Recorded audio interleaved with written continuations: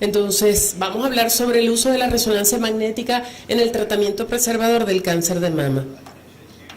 Todos sabemos que no podemos dejar de hablar de la mamografía porque es el único método que ha logrado reducir la mortalidad del cáncer de mama a través del diagnóstico precoz y es el único método recomendado para pesquisa en población general. Sin embargo, sabemos que tiene un gran enemigo que es la densidad del tejido mamario. Y en el 2013 el VIRATS publica unas categorías de densidad y para mala fortuna de las pacientes describen que el 50% de las pacientes tienen las mamas o heterogéneamente densas o extremadamente densas. Es decir, en estas pacientes los diagnósticos van a estar o retrasados o disminuidos o va a ser difícil la visualización de las alteraciones. Actualmente, además, la densidad se considera un factor de riesgo. Una paciente con mama densa tiene mayor riesgo de desarrollar cáncer de mama que una paciente que tenga dos familiares de línea directa con cáncer. En los Estados Unidos inclusive existe una legislación para la mama densa y la ley obliga a los departamentos a informar a las pacientes que tienen mamas densas que la mama densa incrementa el riesgo de desarrollar cáncer de mama, que la mamografía tiene sus limitaciones en la detección del cáncer en estas pacientes y que necesitan otras modalidades diagnósticas en su evaluación como la tomosíntesis, el ultrasonido y la resonancia. Entonces vemos que la controversia sobre la pesquisa lo que ha demostrado es la necesidad de desarrollar mejores métodos para la detección de la enfermedad y los estudios complementarios en la evaluación pueden aumentar la tasa de detección hasta en un 100%. Para el año 2007 se publica en el cáncer en una revista, exactamente, en esa misma, que la resonancia magnética debe ser utilizada como método adyuvante en la evaluación de las pacientes con diagnóstico de cáncer. Existe consenso de que se usa o se describe que debe haber consenso para las pacientes de alto riesgo y en las pacientes en las que queramos utilizar el método diagnóstico, con una sensibilidad alta de un 83 a un 100% y una especificidad variable. La resonancia tiene mayor sensibilidad para la detección de carcinoma ductal infiltrante, más que la mamografía y que el ultrasonido, con una sensibilidad de hasta un 89 a 100% y no está afectada por la densidad del tejido mamario. Sin embargo, debemos recordar que sí puede estar afectado por el realce de base, que es otro tema o otro concepto. La resonancia además es capaz de cuantificar parámetros de tejido funcional y perfusión vascular más allá de evaluar el tamaño del tumor y permite además evaluar la angiogénesis, lo cual es importante para evaluar la respuesta a la neoadyuvancia, que es básicamente el tema de las conferencias de esta mañana. Para el 2013 se hace una actualización de las indicaciones y sabemos que el método está aceptado su uso en pacientes o como pesquisa en pacientes de alto riesgo, en pacientes con diagnóstico reciente de cáncer de mama y pacientes con prótesis mamaria que hayan tenido cirugías de aumento. Para evaluar extensión de la enfermedad, aquellas pacientes con carcinoma ductal infiltrante y carcinoma in situ, donde haya invasión a la pared, a la músculo pectoral, a la fascia, posterior a la cirugía con márgenes quirúrgicos positivos es excelente, y para evaluar la respuesta a la quimioterapia neoadyuvante. Entonces, para entrar en el estadiaje que es la conferencia que me tocó dar, sabemos que el factor más importante en la sobrevida es la detección precoz. El tamaño importa, mientras más pequeño, sabemos que la sobrevida de la paciente va a ser mejor. Por ello, la adecuada evaluación de la extensión de la enfermedad es importante en las pacientes que serán sometidas principalmente a tratamiento conservador. Las ventajas de la resonancia en el estadiaje es que por tener una alta resolución espacial, puede detectar lesiones muy pequeñas, tiene una buena evaluación de la lesión principal y puede identificar focos adicionales de tumor. La resonancia es superior a la mamografía para demostrar extensión intraductal, así como para evaluar multifocalidad o multicentricidad. Hasta un 22 o un 34% de nuevos focos en la misma mama y 5 en la mama contralateral, pudiendo modificar la conducta quirúrgica en un 13%. Además, la resonancia da medidas más precisas de la lesión principal en comparación con otros métodos de imágenes y, muy importante, tiene mejor correlación histopatológica en cuanto al tamaño. Puede identificar tumores ocultos no detectados con métodos convencionales en un 15 a un 30%, identificar tumores sincrónicos de un 3 a un 8%, identificar adenopatías axilares y extraaxilares e infiltración al músculo pectoral, pared torácica y areola. La mamografía, debemos recordar, aunque pues ofrece mejor medida del tamaño del tumor, debemos recordar que para carcinoma in situ la mamografía puede superar a la resonancia, sobre todo si es un carcinoma in situ de bajo grado. Para las lesiones de alto grado, la resonancia sí es superior. Ofrece imágenes en 3 planos y facilita la localización de las lesiones tanto en el ultrasonido dirigido como para la cirugía. Entonces, si es un método tan bueno, si tiene tanta sensibilidad, ¿por qué hay tanta controversia? ¿Qué dicen los críticos? Desde 1970 se han llevado a cabo múltiples estudios randomizados y prospectivos basados en correlación clínica, mamográfica y patológica que han demostrado que la sobrevida es igual para pacientes con mastectomía y para pacientes con cirugía preservadora más radioterapia. Aunque la resonancia ha demostrado cambios en el manejo de la paciente, no necesariamente mejora la sobrevida, como lo describe Husami y colaboradores. Los focos adicionales de enfermedad diagnosticadas con la resonancia, dicen, son clínicamente insignificantes, ya que los mismos serían tratados con radioterapia y que la resonancia puede conducir a sobrediagnóstico y sobretratamiento. ¿Qué dicen los que están a favor de la resonancia? El uso de la resonancia preoperatoria permite mejor planificación de la cirugía y precisión de la misma, dada su mayor capacidad de detección, conduciendo a un menor porcentaje de reexcisión. La resonancia preoperatoria reduce las recurrencias al detectar focos adicionales de enfermedad y los focos no deben ser considerados clínicamente insignificantes, ya que ello implicaría que la cirugía no es necesaria ni siquiera para el tumor primario y podría ser tratado con radioterapia. La revisión de la literatura, sin embargo, demuestra resultados conflictivos. Les traigo 2 estudios, publicado por la doctora Connie Lehman, que es, como dice el doctor, una de las que más ha publicado de resonancia magnética. Estudiaron 969 pacientes y concluyen que la resonancia puede detectar carcinoma en mama contralateral y en pacientes con examen físico y mamografías negativas. Sin embargo, en otro estudio publicado en el año 2014 por el doctor Dershaw y la doctora Morris, que hacen una revisión de 174 mujeres a quienes se les realizó resonancia magnética entre el 2004 y 2007, concluyen que la resección es menor, es verdad, en las pacientes evaluadas con resonancia, pero no hay diferencias significativas en la recurrencia del loco regional ni en la sobrevida libre de enfermedad. Aunque la opinión de los expertos es variada, sabemos que la evaluación con resonancia tiene un impacto positivo en la evaluación o en las pacientes tratadas, tal como se demuestra en los siguientes casos. Tenemos una paciente con prótesis mamaria en situación prepectoral, encapsuladas, contracturadas, con una masa palpable en los cuadrantes superiores de la mama derecha.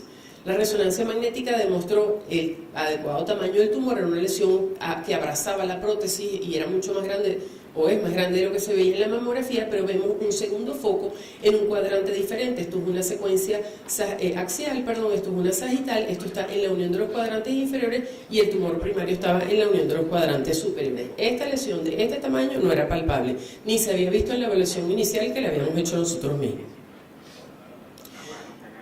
Entonces, sabemos que el método de elección para evaluar las pacientes que estamos considerando una cirugía preservadora para evaluar tamaño, extensión, multifocalidad es la resonancia y tiene mayor sensibilidad que la mamografía, especialmente para pacientes con carcinoma lobulillar, pacientes con mamas densas y cuando no haya concordancia entre los estudios de imágenes y la clínica.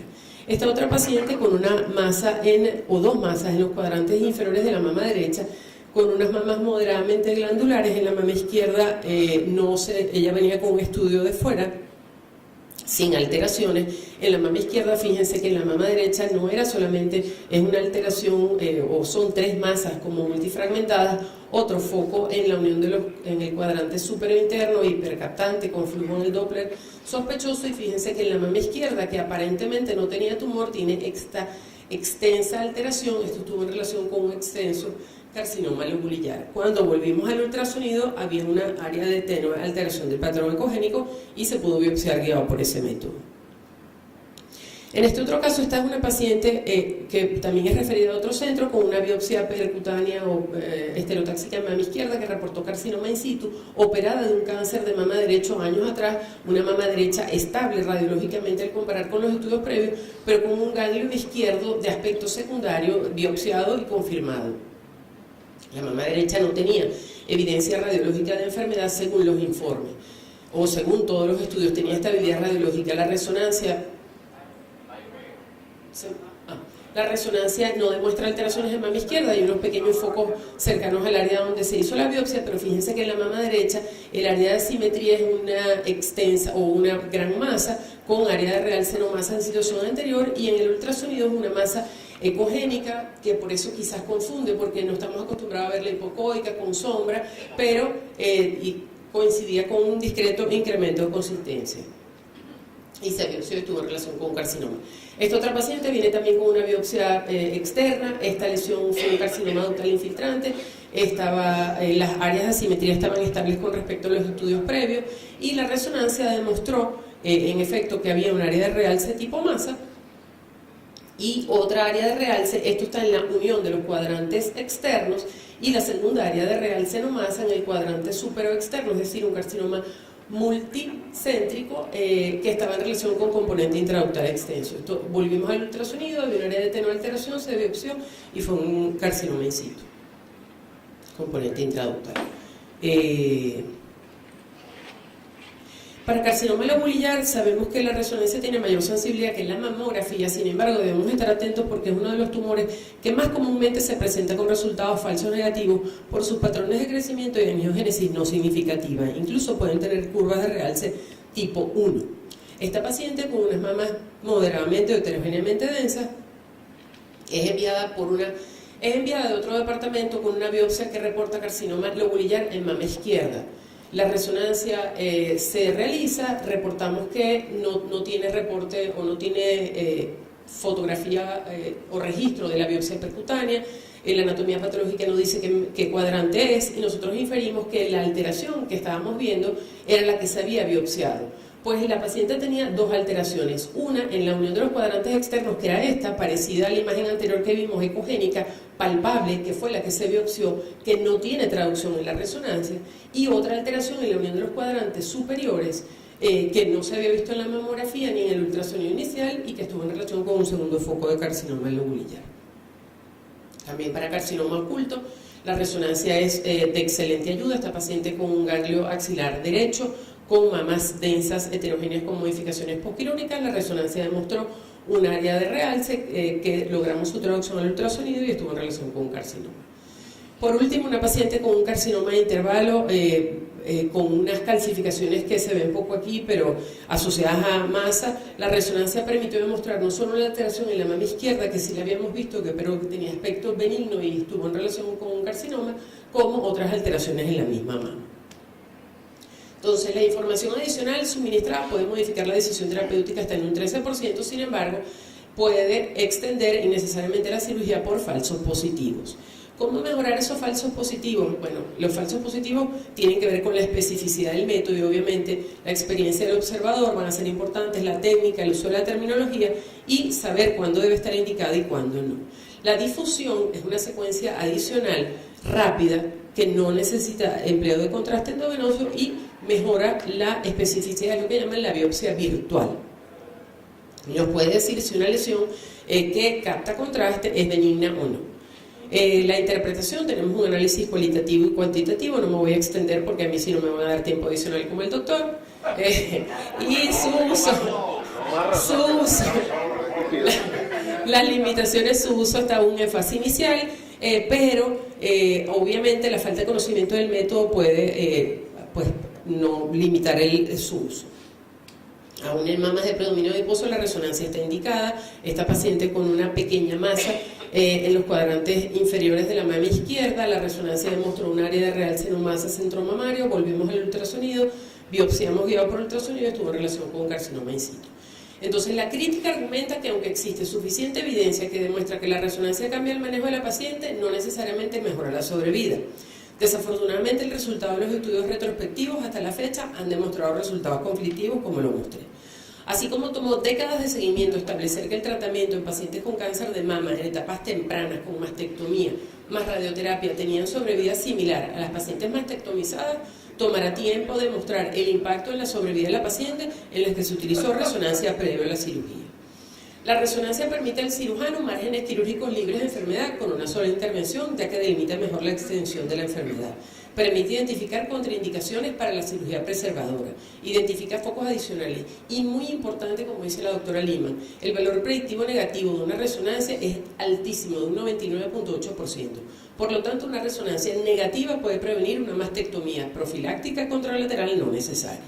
Los argumentos en contra del uso de la resonancia en pacientes con cáncer de mama: costo, alta tasa de falsos positivos, poca disponibilidad de equipos con mesa para biopsia, para eso tenemos el ultrasonido dirigido, que hemos dejado los ojos allí, poca evidencia científica y miedo al sobretratamiento. ¿El incremento de la sensibilidad justifica el costo de la resonancia? Sí. Pensamos que debemos respetarse las siguientes recomendaciones. Individualizar al paciente. Todo paciente debe tener su estudio mamográfico y ultrasonográfico de óptima calidad y de alta resolución. Disponer de toda la serie radiológica. En los casos de biopsia previa, disponer del resultado histopatológico. Si se trata de una alteración sospechosa, intentar primero la biopsia. Respetar las indicaciones de la resonancia y no indicarla como método de pesquisa en pacientes jóvenes con mamas densas sin riesgo. Debemos recordar que hay un tema ahorita con la inyección del contraste y con la toxicidad del gadolínio. ¿Cómo reducir la tasa de falsos positivos en resonancia? Interpretación por médicos radiólogos especialistas. En el diagnóstico imagenológico, muy importante utilizar la terminología y los criterios aceptados por el VIRAT, comparar con estudios previos, actualizar los equipos y todavía utilizar la resonancia como complemento de la mamografía. La evaluación diagnóstica de las pacientes con cáncer de mama debe incluir mamografía, ultrasonido, biopsias percutáneas. Un estudio de resonancia técnicamente perfecto descarta la presencia de enfermedad hasta un 96%. En todos los casos problemas deben agotarse los métodos convencionales, todos clínicamente perfectos, antes de considerar la resonancia. La resonancia es un método aceptado y establecido, y cuando se utiliza respetando las indicaciones es muy útil en la evaluación de pacientes con cáncer de mama. Llévese para la casa, la resonancia no sustituye la mamografía. Y por último, las decisiones quirúrgicas no deben basarse solo en la resonancia, obviamente es una evaluación integrada, el radiólogo, el cirujano, deben integrarse todos los métodos de imágenes y por último, como ya dije, requieren un médico radiólogo especialista con conocimientos técnicos de interpretación a fin de no confundir a las pacientes, decirles que tienen patología cuando no las tienen y ayudar verdaderamente al cirujano. Muchísimas gracias por su atención.